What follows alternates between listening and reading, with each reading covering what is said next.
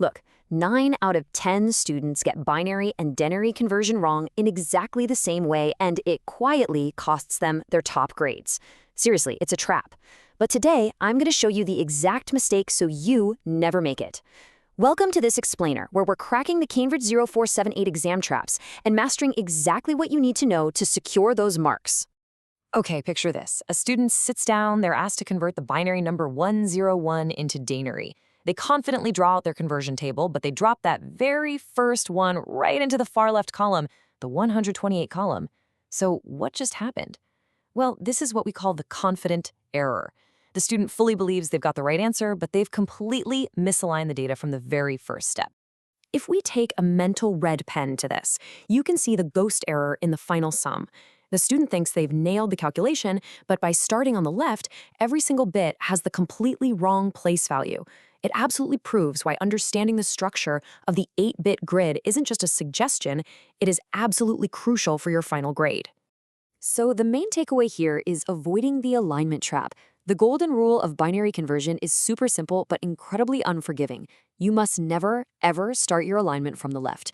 If you do that, you shift all your values, which essentially multiplies your intended number by a massive power of 2, totally guaranteeing a failed calculation.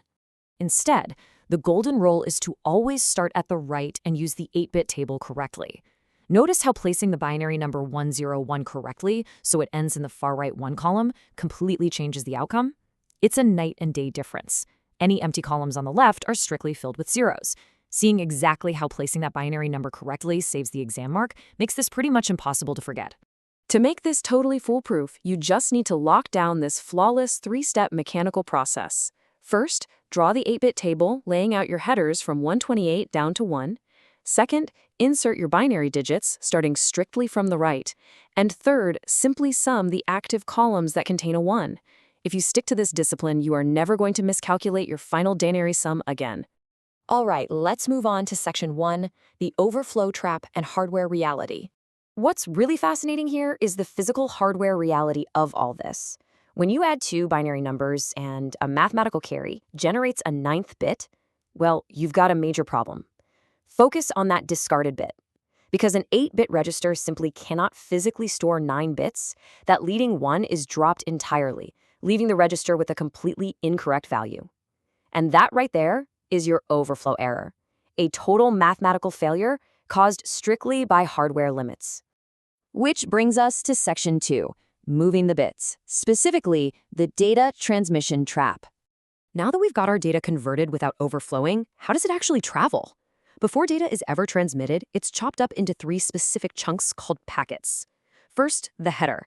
This contains the IP addresses, the sequence number, and the size, which ensures correct routing and reassembly. Then, the payload. That's the actual core data you're trying to send. And finally, the trailer. This contains a cyclic redundancy check, or CRC, which basically acts like a mathematical tamper-evident seal for error detection at the very end of the packet.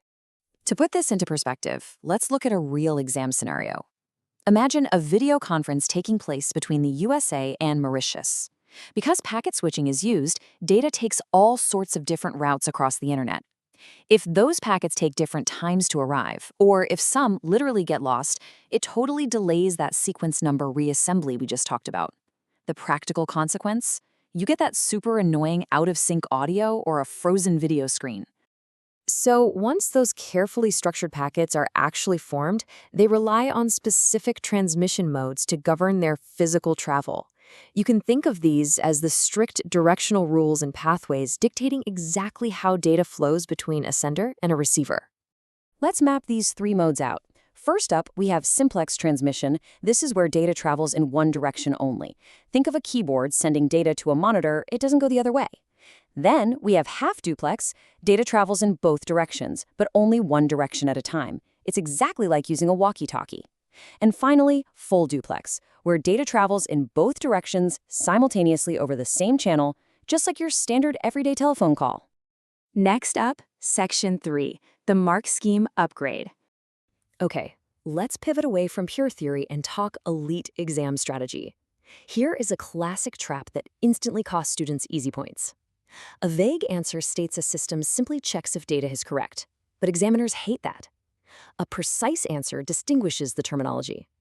Validation checks if the data is reasonable or sensible within certain parameters. Verification, on the other hand, checks if the data was actually copied or entered correctly.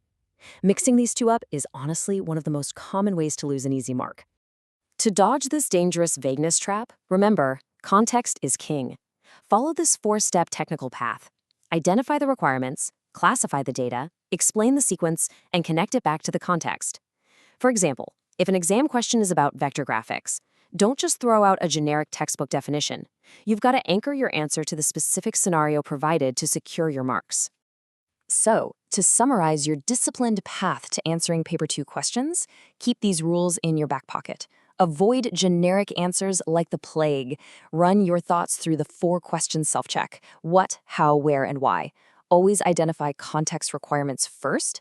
Use precise technical vocabulary like naming specific sensors. And remember the golden rule of the mark scheme: 1 mark equals 1 distinct technical point. Do not write the exact same idea twice and expect to get 2 marks for it. All right, time for a quick interactive challenge.